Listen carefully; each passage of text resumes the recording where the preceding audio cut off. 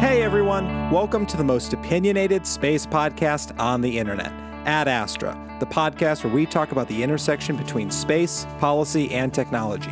I'm Jack, your resident space policy advocate.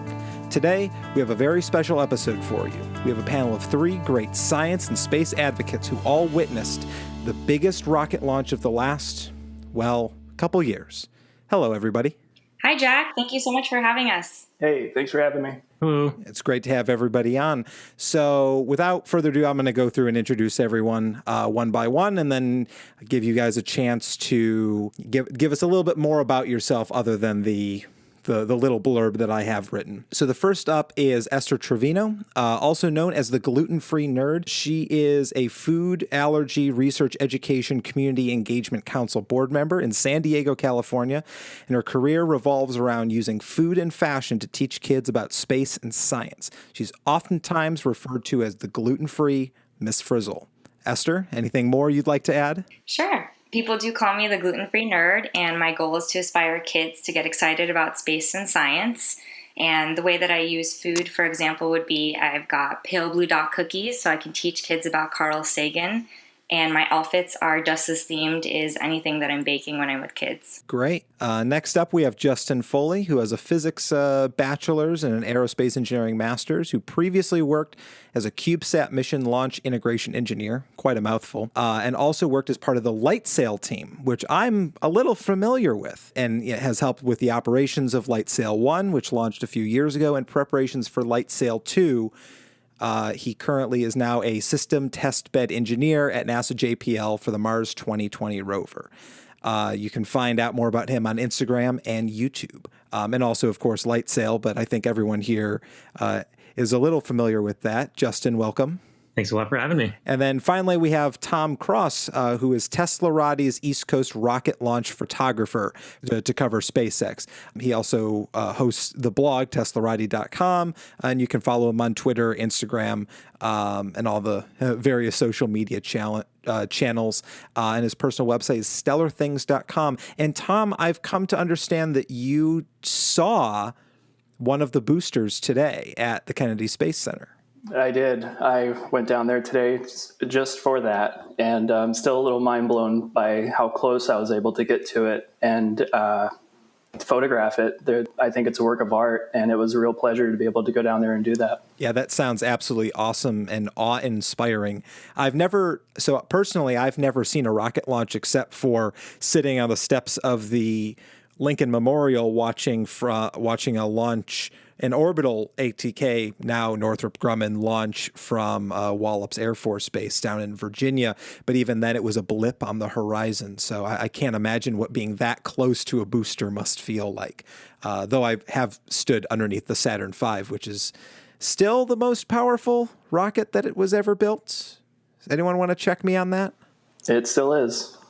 Okay, but Falcon Heavy is right behind it. So I guess we'll go, just to start this conversation off, to Esther again with just, what got you into space? Why is it so encapsulating to you? I know you mentioned Carl Sagan, and that's a mutual interest of ours, I know. I think I've always been really interested in space and science, probably just because my initials are ET, which is silly, but my parents definitely are, space and science and sci-fi enthusiasts. I can definitely thank my dad for my love of Star Wars and Star Trek, which made me more curious about outer space as a child.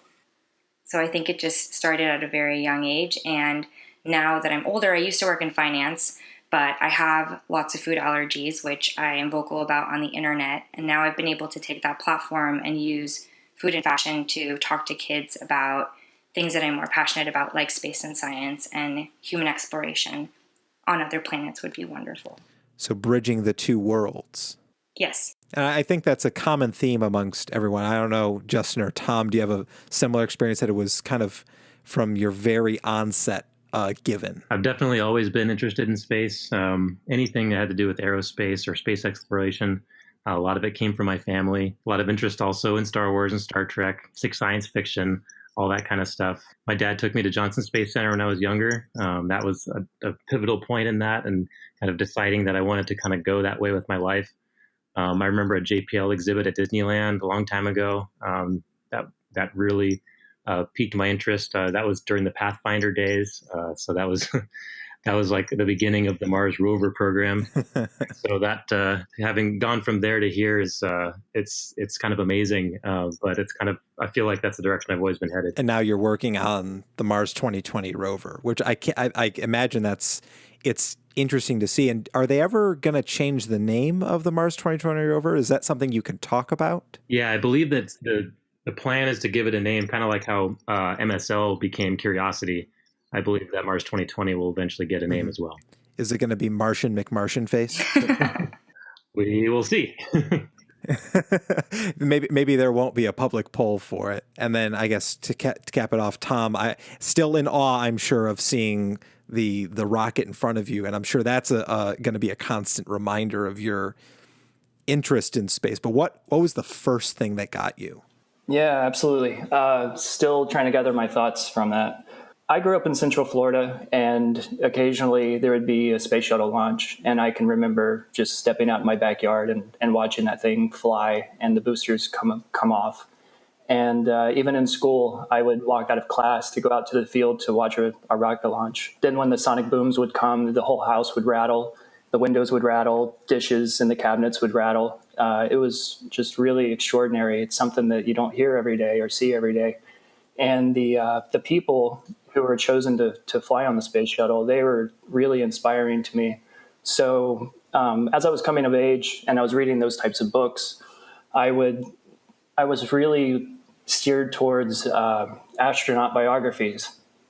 I found them to be fascinating. I love their sense of humors, and it just something clicked. They were the type of people who have such a strong camaraderie together. They're a team, and they are brilliant, and what they're doing is brave. They could die on that machine, and they go through the astronaut candidate program determined to complete a mission and complete a job and learn everything they possibly can about that vehicle and what they're doing, and they rehearse it.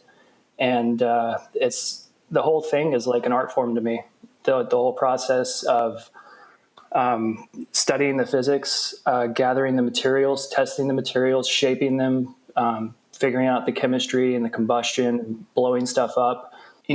Through all of that experience, trying to do something that's never done before, that is what inspires me. And I think that it takes pretty special people to want to push themselves and push nature and test nature and to put a human out into space where we're not supposed to be, because it's a hazardous environment. But just taking the universe's materials that they left here on Earth, building a machine to take us back out into the universe, I think that is why I'm inspired by it. That's just mind-blowing.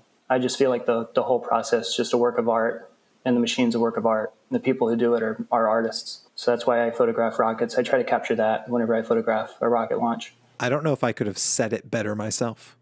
And honestly, I mean, I think that's a very good way of putting it, that it's an art form. And it really is. I mean, it's as much an art as it is a science. But what is science but applied art? Understanding what it is that you're working with and what your ultimate goal is and where you can learn along the way. So I guess we've all talked a little bit about human space flight. Going back to Esther, would you board a rocket to space? Absolutely. Justin? Yeah, I'm pretty sure I would.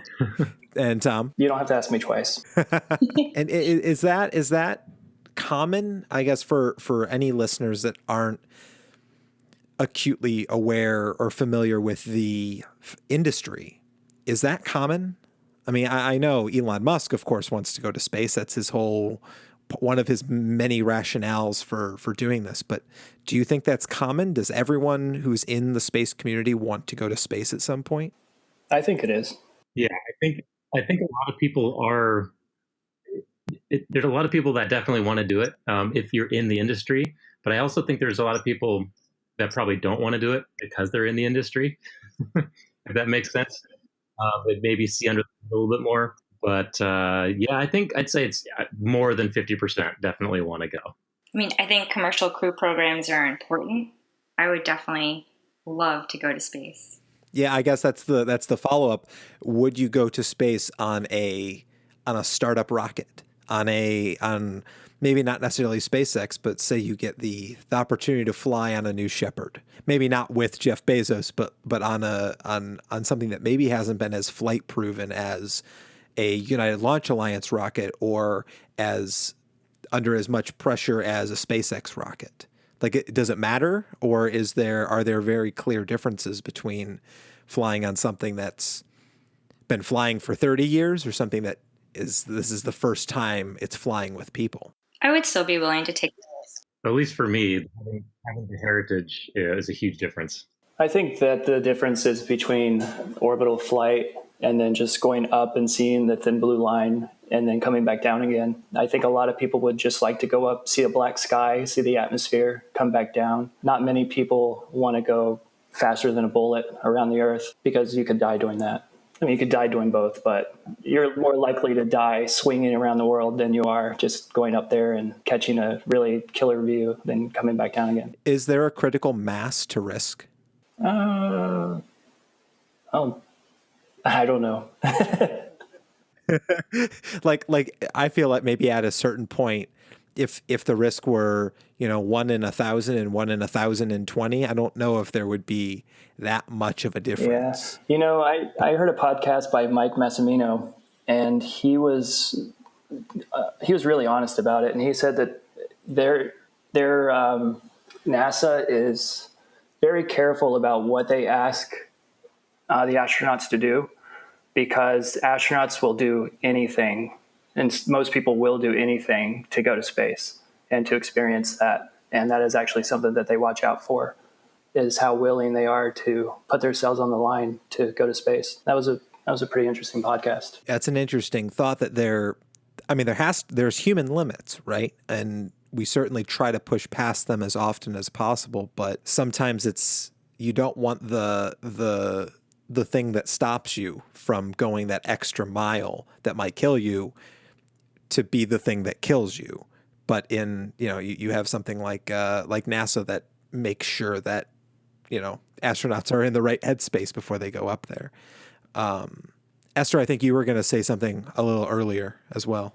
I've always thought of astronauts as perfect humans. They're definitely people identify as heroes, and because I have so many food allergies and I work with so many kids with food allergies, I think it would be great to see someone be more vocal about that. So like if I ever had the opportunity to go to space, I would love to be able to tell kids that they truly can do anything and inspire them in a different way and not make them feel like they can't pursue that profession, if that makes sense. Well, it's a matter of representation almost, right? At that point. Right. I mean, I definitely encourage them more in different careers in space and science industries, but I would love to see an astronaut with a food allergy just vocalize it and make kids feel like they can relate to that. I guess as far as like the current technology, I would definitely want to go orbital, at least. I feel like it would be fun to do a suborbital, but I mean, if you're going to strap yourself to a controlled explosion, you might as well go all the way. And go to the moon. I mean, I wouldn't even just orbit the moon and be happy with that. I'd be really happy with that. Lunar exploration, that's your upper bounds for now. Yeah, maybe a little bit further, but I mean, that's kind of where we've gotten the technology, the understanding to go further, go to Mars, things like that is in the works, but I don't think we're there yet. That's a bit of a long trip. It is. So we're talking a lot about the launch. Go back about 2 weeks and think about those 10 seconds before it happened. What were the things going through your mind? And then what was the launch like itself? I can tell you during those last 10 seconds, at least for me, I was thinking, hey, this might actually launch today. Thank goodness. Because it was pushed and pushed and pushed, and we're going, oh my goodness, it's going to go. We have to do all this again tomorrow. You get up early and all that stuff. And maybe it won't even happen then. But yeah, I was thinking, okay, it's actually going to happen. It's actually going to happen. I was really excited. I was definitely trying really hard to contain my excitement because I was nervous that it wasn't going to happen that day. I found it to be exhilarating. I was at the Causeway to shoot the launch for Teslarati, and at 5 seconds when the exhaust came billowing out, I was just waiting for it and holding my breath, waiting for it to let go, for the clamps to let go and to just send that rocket up to space. As soon as I saw the orange flame, I just held my finger on the shutter. And when it cleared the tower, I sort of took a deep breath, and I took my face away from the camera and I just watched it fly. And then put my face back on the camera to take pictures of the roll maneuver. And it was that moment of the roll maneuver when I knew that it was going to go all the way to space, because it was in position to just there was an expectation for what was going to happen. I mean, I'm sure there were people who didn't expect it to actually clear the tower, maybe get a 6-inch apogee or something. But I have heard from a number of other folks who saw the launch that it was probably the fastest rocket that they saw leave the tower. That it was from the T+1. It was rocketing to have a play on words, but it was much faster than anyone thought it would be going. Yeah, if I remember correctly, the stats on this, it's just about as fast as a space shuttle was leaving the tower. That's really fast. Yeah, it's a pretty beefy rocket with a relatively light payload on it, and those tend to hop off the pad pretty well. It's like the Atlas V with New Horizons on it. It is fast. That was actually a concern for setting up my remote cameras, because they're triggered by sound, and whenever the rocket ignites, the sound has to travel to the camera, and we're close, but sound still takes a second or two to travel to the camera. So clearing the tower, we set our sensitivity to a point where it would capture the rocket before it cleared the tower, especially for our zoom lenses and stuff like that. So that's something to think about. Technicality to think about. And then Esther, I don't know about Justin or Tom, but Esther, you watched it with our mutual friend, the science guy, Mr. Bill Nye. Did you talk to him at all about what was going to happen, or what was his reaction to all of this? Justin and I were in the same place for the launch. We did get to say hi to him before everything went on, but I didn't personally get to speak to him about the launch directly. I'm not sure if Justin, if you got a chance to when you were standing with him with your father. No, we were trying to get in and out, because I know how much how many pictures he has asked to take. So I was just like, let's just get in and out, leave him alone. Yeah. I feel like Bill is everywhere. He's just nonstop. I definitely appreciate everything that he does. It was really hot that day while we were waiting out there for hours for that launch, and he was standing there in his suit and his bow tie, and all I kept thinking was, oh my gosh, he's just so generous with his time. Mm-hmm. He really is a very, very, very much dedicated to the cause. I admire his commitment, for sure. I just want to say I'm jealous of you guys, because he normally makes a press site appearance so that we can have time with him too, and he didn't come this time. And I've seen him before for the OSIRIS-REx launch, and I didn't get to meet him. And he's a huge inspiration for me. So I think it's really cool you guys were able to see them at the viewing center. Well, come on up to DC. He's been spending a little bit more time here, I think. But he is a like you said, Tom, a great inspiration, but also I think there's a lot of people, maybe not in the space community, but that it might be a hallmark of the space community, but in other communities, they're celebrities. And I know a lot in the climate change environmental movement that, they get their Leonardo DiCaprios and Al Gores and all that, but they're still maybe a step removed from the stuff that's actually going on, whereas Bill is in the thick of it. And to be doing it for as long as he has been, and to take I don't know if I would call it a shellacking, because they definitely don't win out, but the internet trolls that definitely make it more difficult to be in Bill's position. Yeah, he is of our generation, because we grew up watching him on PBS or whatever station it was, the Science Guy show. And now the new generation don't know who he is. So he's, still working that. And we have a fond memory of him, so we understand him and we appreciate him. And the other people, they don't have those memories we have when we were growing up watching his show. It's tough, I suppose. Yeah, I mean, especially in as divided a, we're a policy podcast, not a politics podcast, but as divided as politics can get, it definitely feeds its way into that conversation as well. There's definitely plenty of people I know who are of a more conservative persuasion, who don't like him. But I mean, there's even some on the left side of the aisle as well. So it's a tough place to be in. But I definitely, having worked with him and met him a number of times, he's definitely one to count on our side in all of this. So I guess that leads us to the next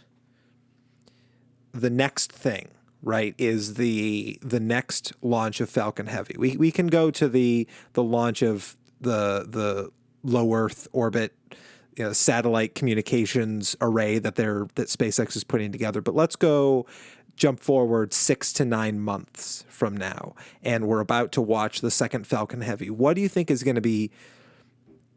I mean, maybe not riding specifically on it because we know that much, or a limited amount, but what do you think the expectation is going to be for SpaceX at that time? I think that they're going to expect it to work since the first one worked. And also, I expect them to land the center booster, or the center core, on the drone ship this time. And I believe it's going to have Block 5s on it too. So those will be reusable boosters. And after they use those, they put it on another Falcon Heavy and go again. I think that's the expectation. Full reusability? Absolutely. Do you think they're going to catch the fairing this time? I know that was a conversation that was had maybe close to a year ago when this Falcon Heavy was first being set in stone, that they maybe were going to try and catch the second fairing as it fell back into the atmosphere. But from what I can tell, that didn't happen quite as expected. Yeah, they're trying something new for the PAS launch. We wrote an article about the ship and the netting that they have, and we're interested in seeing, what comes of that. It looks like it might work. I know they've been trying for almost a year now to catch it, because it's like a $5 million pallet of cash just plummeting to the ground, and it's worth catching. It's been really interesting to see the different ways that SpaceX is trying to figure out this problem. For full reusability. Fairing is going to be tough because it's coming in, at the speed of sound. It's made of carbon fiber and then composites, and it's fragile, and it's going to land on salt water. And it's just going to be really incredible to see them catch that. I think it's going to be a lot harder than probably landing a booster to get that back and without being damaged. Might take a couple tries to get it right still. But yeah, you're right. I mean, that could, maybe not to the level of reusing boosters reduce cost, but just having that to reuse. I mean, you're right. It is a, big hunk of metal that they can slap onto the next one and not really have too much to worry about in terms of performance. Yeah, even if they save one of them, that's $2.5 million, and that's worth it. Worth trying. The boats and the ships and the nets and all the hardware, it's got to be less cost than building a new one for them to go through all the trouble to figure it out. Yeah, so Justin, Esther, what are your expectations for the next one? Is it full reusability? Is it just across the board, or? Well, I don't know that they're at the point yet of reusing the second stage, but I certainly would love to see them at full reusability. Absolutely. The launch that happened right before Christmas, the Falcon 9 Iridium that everybody saw in Southern California, that was the first time of all the launches I've seen that I could actually see the fairing separate from the second stage and actually see it with the little thrusters directing down to a certain specific point. And that was just amazing to see. So I would love to see that. We'll have to see them do that on the Falcon Heavy. Absolutely. Yeah, you brought up a good point, Justin. The second stage reusability, I don't think that'll be possible either on Falcon Heavy for a while. But the 3 boosters for sure. I think we're living in very exciting times, and I'm hoping that with launches gaining a greater presence in the media, that more people are going to see the economic advantage of investing in space exploration. I think that SpaceX makes me feel like we're living in the future. Just being at the Falcon Heavy launch, it was mind blowing. It was so exciting to be there and to see it. And I can't wait to be at another launch. I'm definitely looking forward to LightSail being part of, SpaceX and a future launch. And I would hope that that would be just as successful, if not more. I think the industry has really flipped too. Then took a notice of it because Russia charges NASA 75, 80, or 90 million just for a seat to go to the ISS, and an entire Falcon Heavy is $95 million. And that's nothing to joke about. They just flipped the industry on its head with that. I think we're making progress. I think just the fact that we have a National Space Council that exists is significant. Well, it definitely does harken back to that, the mid 1960s, early 1970s, when the first National Space Council existed and Apollo was at its height, and NASA at the time was a little bit over 3% of the federal budget. There was an expectation that things were moving in a direction. And there's the after Apollo memorandum that came out. I think it was actually just around the time of Apollo 11. So it was the late summer, fall of 1969. This report comes out that says, okay, well, now with the success of Apollo and all the infrastructure that built up, here are the next stages for human space exploration. And robotic space exploration was a part of it, but mainly focused on human, because robotics, of course, were not necessarily where they were then as they are now. There was an expectation that the next thing was a space shuttle type vehicle, something that was reusable, whether that was the entire launch vehicle or just the capsule itself was reusable. And then you'd have 100-person space stations and 1,000,000-person space stations, and you'd be on Mars in the mid 1990s, and there was this progression. And it feels like, from a cultural lens, that had such an impact, not that document specifically, but the zeitgeist Apollo created set the expectation that we were advancing into space. And the prevailing theme of the last 40 years, 45 years has been, we're slipping, we're not where we used to be, America's not great, we're not in space the same way we were. And with something like Falcon Heavy, I've heard, Esther, I think you echo it very, very, very well, is that there is an expectation now that we're in the future, right? Everyone said after the Falcon Heavy launch, they're like, I love living in the future. When I've really kind of put a lot of thought into this, but a lot of it is, the future is what you make of it. And we're getting back to something that's more culturally our roots, that a lot of our pop culture and science culture and movies, books, everything is so based on what happened in Apollo. I think also, and that is also a testament to what space can do.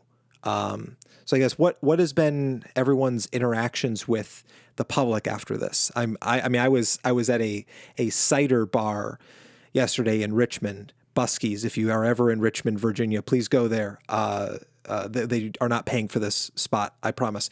But they did a Girl Scout cookie and cider tasting, and it was awesome. But I had a conversation with someone there about what Falcon Heavy means. The bartender asked she asked, what does space mean after this, Falcon Heavy launch? What is it? And I really kind of had to think about that. So what are your guys' response? I guess maybe not response to that question in particular, but what conversations have you had since Falcon Heavy's launch 2 weeks ago? I've definitely been speaking to more schools and kids' classrooms. There's been a lot more interest from teachers reaching out to me, asking me to come and speak to their students about SpaceX and what's to come in the future, what my experience was like being at the Falcon Heavy launch itself. I think everyone needs to experience being at a launch. It's definitely one of my favorite things to do. It's just a feeling that I think you have to experience for yourself. I am super jealous of how many launches Justin has been to, because I would love to catch up to you at some point.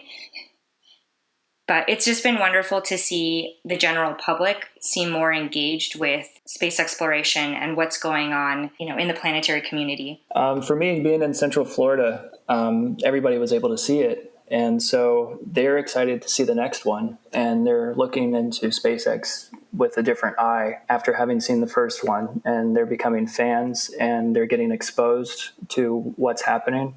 And I think it's been at least cool to them. And that drives them to want to learn more.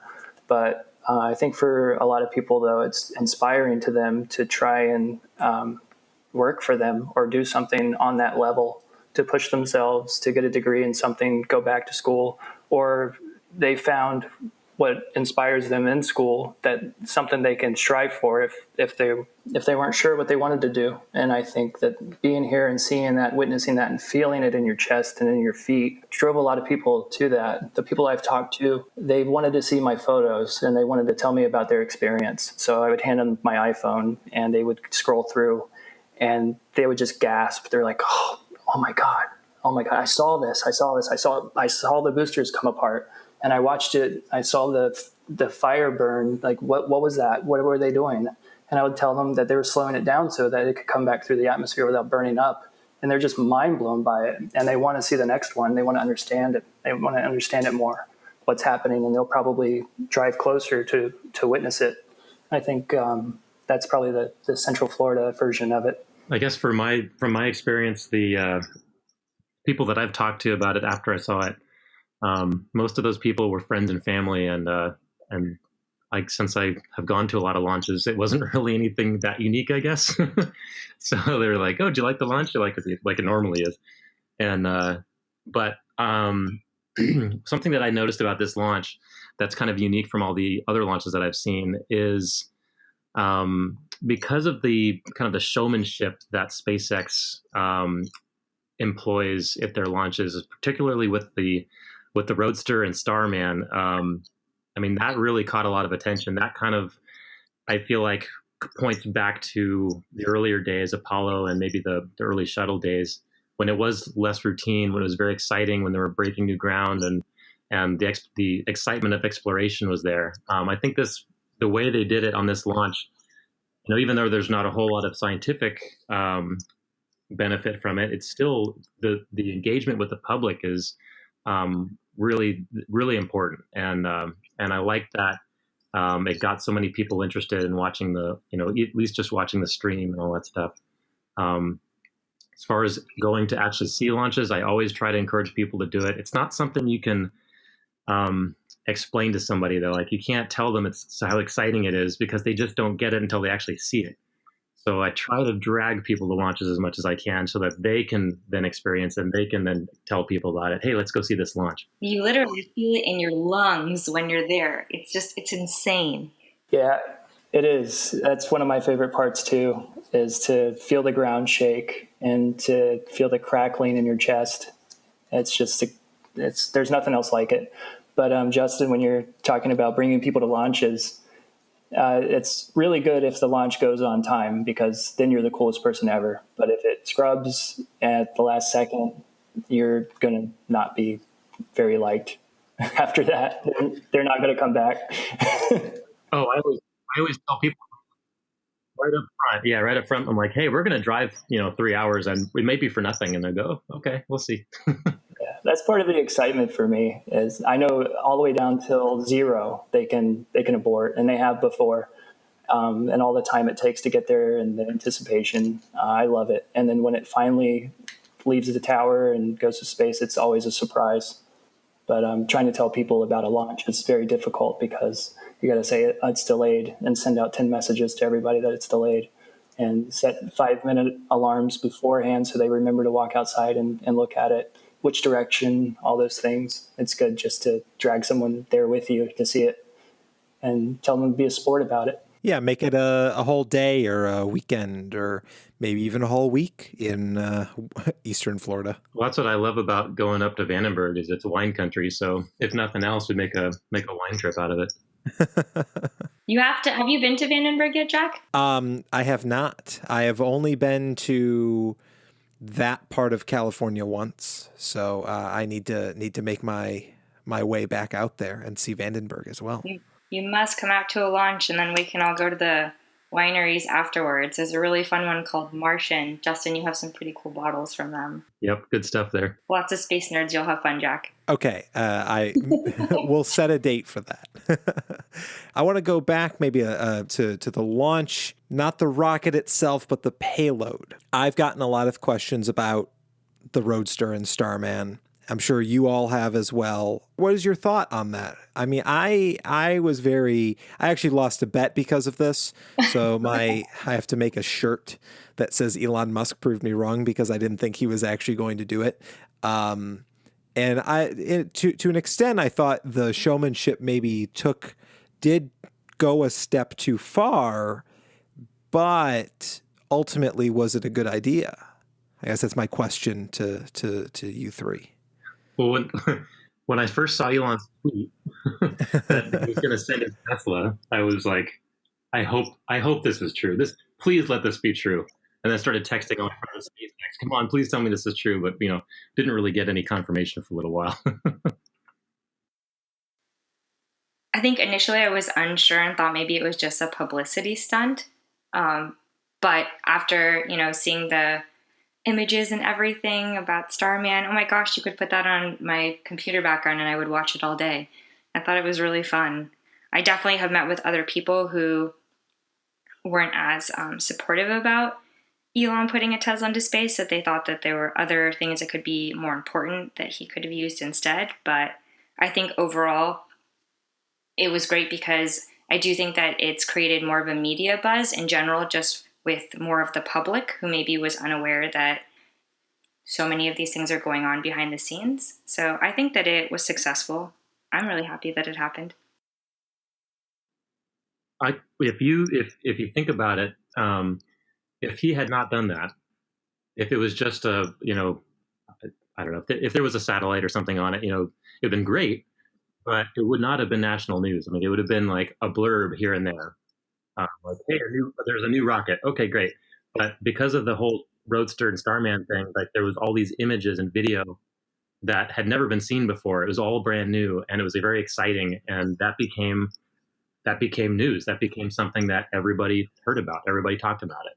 And I think that's the benefit of it. Even the SpaceX group on Facebook, I think the numbers tripled after the Falcon Heavy launch. I just think that the general public was exposed to so much more because Elon put the Tesla on board the Falcon Heavy. And I'm really hopeful that people will see the advantage of investing in space exploration and why it's an economic advantage for us. I agree with you guys.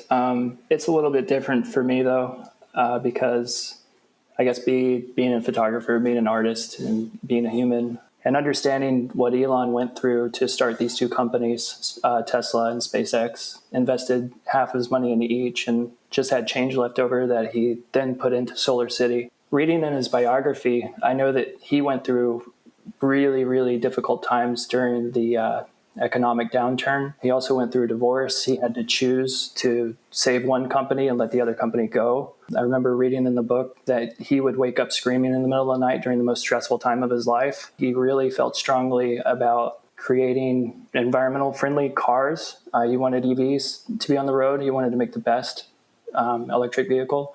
He also wanted a rocket company. He wanted to put humanity out into another planet. And that doesn't come easy. I think that I don't know Elon, but I know that he's 10 steps ahead of everybody, and he is a good business person. He's really great at marketing, even though he says the stupidest things, which he'll tell you. I think that besides all of the obvious news generation thing, I think that he beat a lot of odds to save Tesla and to save SpaceX and get both of those companies where they are today. And he wanted to build a heavy lift rocket that was going to set SpaceX apart from every other rocket in the world. I think that him putting the car that started Tesla onto the dream rocket of SpaceX was about him beating the odds again. And I think it is just a personal trophy of his that he's earned through all of the hell that he's been through to start these companies, to put a piece of that out into the universe. Into the solar system. And he didn't do it in a disrespectful way. I don't think he put digital media on there that would act as a time capsule. There's all this information on those quartz crystals. They have their spacesuit, and they have Starman up there, which was probably just a sign of time, of things to come. Humans will be in space again, and they will get that view of Earth in the rearview mirror whenever we go to another planet or whenever we go to the moon. Also, the spacesuit, that was a real qualification model spacesuit, so that was important to send up there.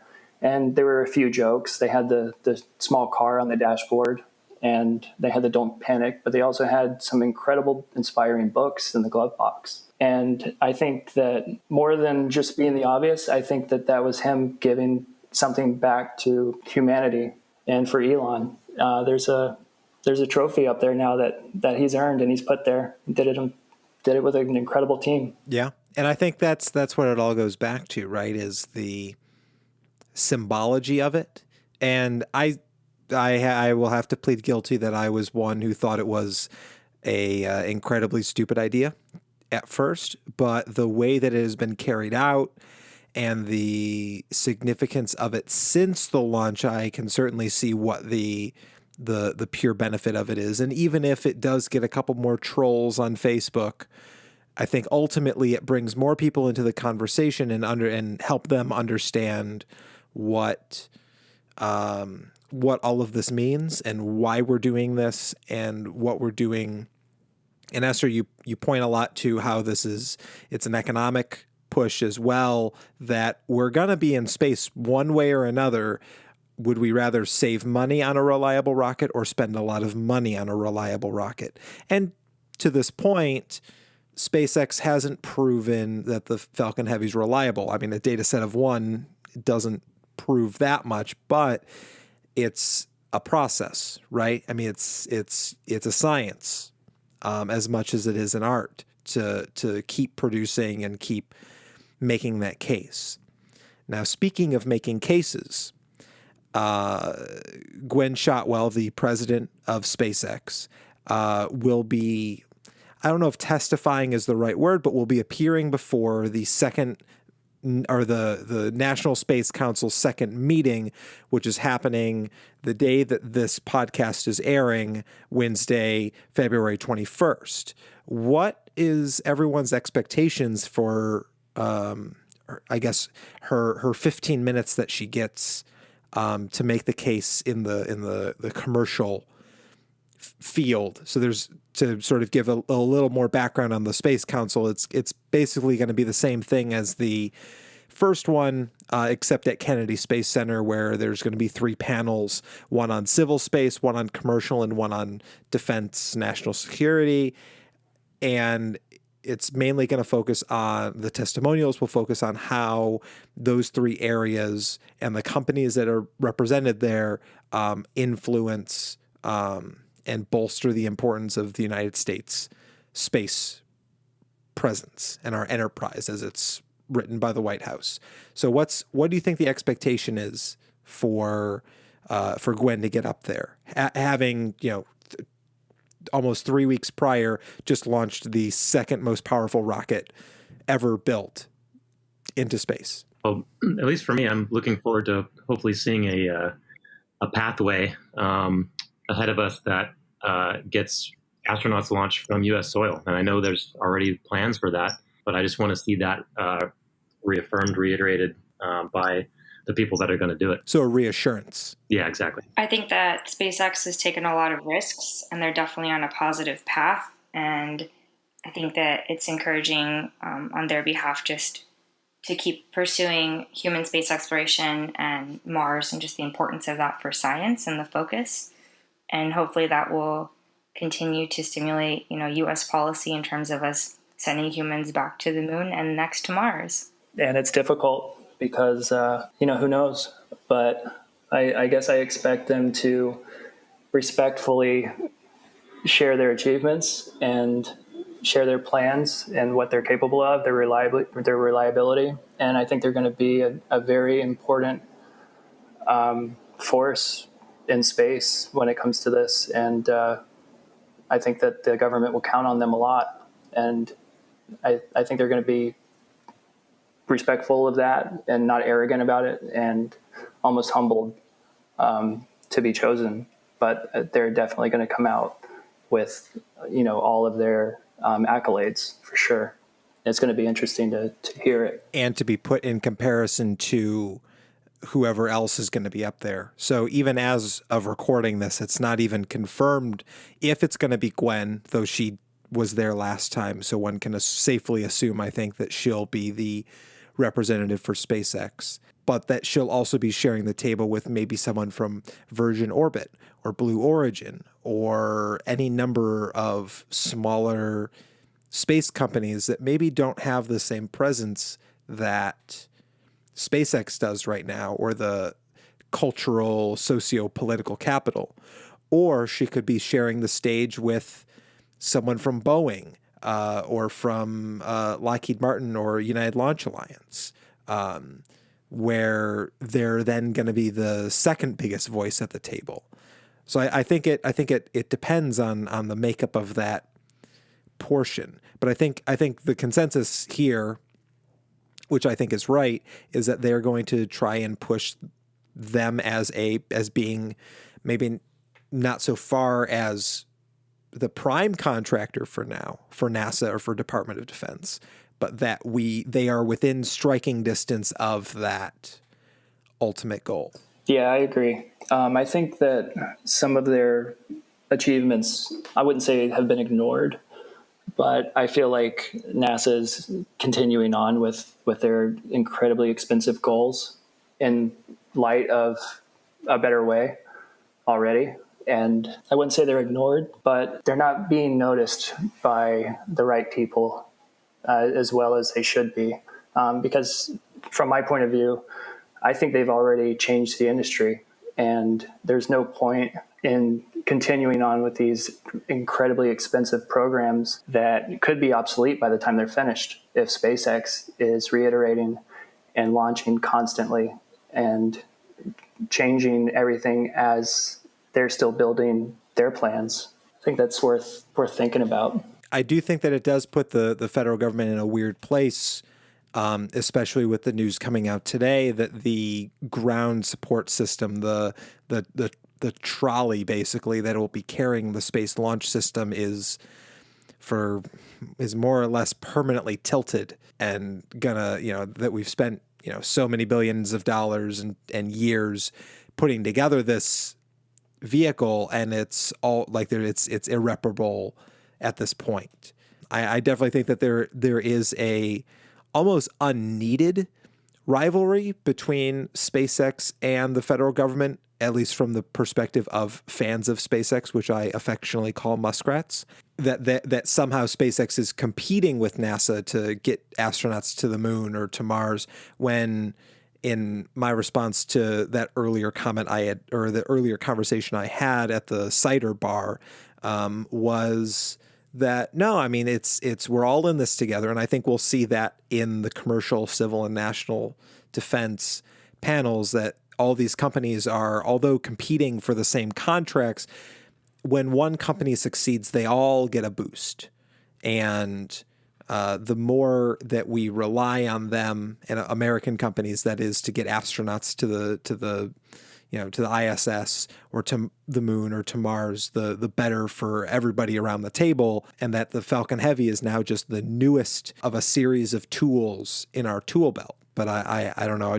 Is there agreement on that, or is maybe the Space Launch System, is the days of that waning as the prime vehicle for lunar and Martian exploration? Well, I don't think that they're competing against NASA. NASA uses them for their CRS missions, but I think that SpaceX is an underdog, and they're constantly trying to prove themselves, and they're constantly trying to prove their process. And I think they're wanting people to hear them and to see them and understand them. And it's very difficult to turn the industry around to do that. I think that's really what I feel like, and even being a SpaceX fan, is that they're just trying to prove themselves constantly and make themselves better so that people will take notice, the government will take notice, and NASA will take notice. I think that's what we're working on now. And there might be a little bit of fear that NASA's like, we got to do something huge because this company is just coming right out beneath us, changing the world. And we've always done the extreme things. We've always been the ones who set the bar higher. We have to do something extreme. But SpaceX is just chipping away at that. And they're doing incredible things behind closed doors. And the fans notice it. But I don't think that the government notices in a way that makes them want to use them as much as they should. I hope that makes sense. But I don't think it's competition. I think that SpaceX is the underdog trying to prove themselves constantly and constantly making themselves better. Yeah, that makes sense. I think SpaceX is leading in developments in space science. And like Tom was saying with the fans, I do think that that's significant in just getting more people to advocate for space. And I think that's relevant for our government so that people can see that it is something that is important to us. Justin, is there any thoughts to add to that? Or shall we move on to the final question? Well, I think it's just like you said, it's not necessarily a competition. I mean, it is in a way. I mean, there's always bidding for contracts and things, but like you said, if the industry is good, then it's good for everybody. So if SpaceX is doing amazing things, getting some of these things done, I think it's good for everybody. Great. Yeah, no, I think we're all varying shades of agreement on that. But I guess so for this last question to wrap up our close to an hour long conversation, we'll just go around starting with Tom, then Justin, then Esther. What is your favorite planet? Maybe give an explanation why. Pluto is not a planet, by the way. And then where can we follow you? Where can we get more information about the stuff that you're doing? Just give your social media pitch. Okay. Well, besides Earth is my favorite planet, but besides Earth, I would say that Jupiter is. And the reason Jupiter is because it has so much significance to our survival. It deflects or attracts comets to it that could potentially hit the Earth. So it sort of is our savior.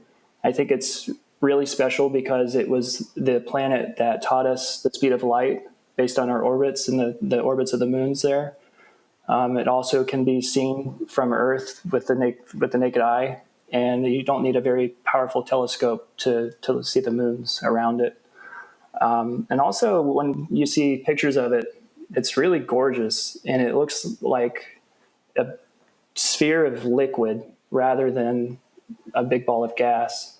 And the way that everything rotates and twirls in between the layers, that's just really beautiful. So I think Jupiter would be mine. And as far as the social media goes, I'm really active on Teslarati's Instagram. I do stories at every launch, bring you guys behind the scenes with me. And my own personal Instagram account, that's @tom.cross_. And also I have a website where I've started to post print quality images to purchase, stellarthings.com. I'd like to thank Teslarati because without them, none of what I do would be possible. And they do pre-launch articles and launch articles for every SpaceX launch, and they cover Tesla. So I wanted to plug them as well, Teslarati.com. I'm going to be including all of the social media and everything links in the show notes for anybody that is listening. So let's move on to Justin. Favorite planet's a tough question. I've always been a fan of kind of this fascination with the gas giants, just like Tom. Jupiter and Saturn to me are fascinating because they are like mini solar systems that you can just kind of look at in one shot. All the moons are so unique and diverse and have all these different properties. And I just can't wait to see what we find out if we are able to get some new data and send spacecraft out to visit Europa and Enceladus and the other moons. I think that's just going to be so exciting. As far as social media, I post a lot of stuff on Instagram. My Instagram is @mostly_star_stuff. I do a little bit on Twitter @mostly_star_stuff, and on YouTube. I post all of my launch videos. That's all pretty much stuff I do as a hobby, just for fun. I like to share my launch videos and photos, and a little bit of astrophotography, which I'm getting more and more into. And every once in a while, I'll try to share some stuff if I can that's work related with the Mars 2020 rover. Great. And then last but not least, Esther. My favorite planet has always been Mars. There we go. Finally, a Martian. Yay! I am such a Martian. I was such a weird little kid. My initials are ET, as Tom calls me, ET, which is awesome. As a child, I definitely thought I was a Martian. You know, some little kids have imaginary friends. I just thought I was from outer space. And my parents were just fun about playing along with me. My mom still jokingly tells me that she'll come visit me on Mars for a vacation. I even have t-shirts that I've made that I wear to conferences that say, I'm the answer to the Drake equation. And on the back, it has my initials. So I like to jokingly say, you found me. I think human space exploration is important because we're going to learn more about the universe. And the more we learn about the universe, we learn about ourselves. So Mars is just even more significant for me. And being at the Falcon Heavy launch, I think, was special because I think we also need to continue to show Congress and the president that we need continued support in sending humans back to the moon and onto Mars. And then, Esther, where can we find you? I'm assuming the Gluten-Free Nerd is a name that you use on social media? Definitely. I'm a fun Google, but you can find me on social media on Instagram under the Gluten-Free Nerd. It's definitely more of a window into my life, but I'm also going to be doing more on Twitch, and you can find me on Twitter under my name, Esther Trevino.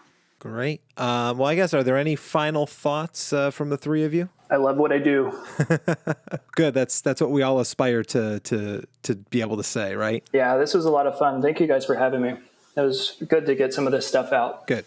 We're happy to help. Yeah, thank you for having us, Jack. I do think it's important to get the story out and continue to have traction in the media so that more people realize that we are advocating for space, and it is important. It is.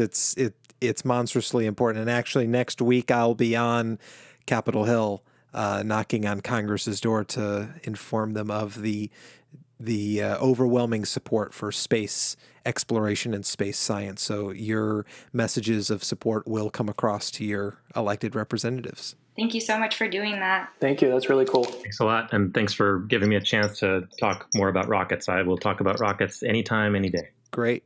Thank you all, Tom, Justin, Esther. It was a great conversation, and I look forward to our next one. For everyone who is listening and for the three of you, be sure to follow Ad Astra on Facebook. It's facebook.com/Ad Astra Podcast. It's Ad Astra _podcast on Twitter and Instagram. And we haven't broken into Snapchat or Twitch or anything quite yet, but I will let you know as soon as we do. If you have any questions, comments, or topics to suggest for an episode, be sure to send us a message, or me personally a message, and we will get right to work on that. So thank all three of you, unless there's anything else. I'm good for now. Next time I'm in DC, I would love to meet with you to do something on Twitch if you would be interested in doing that.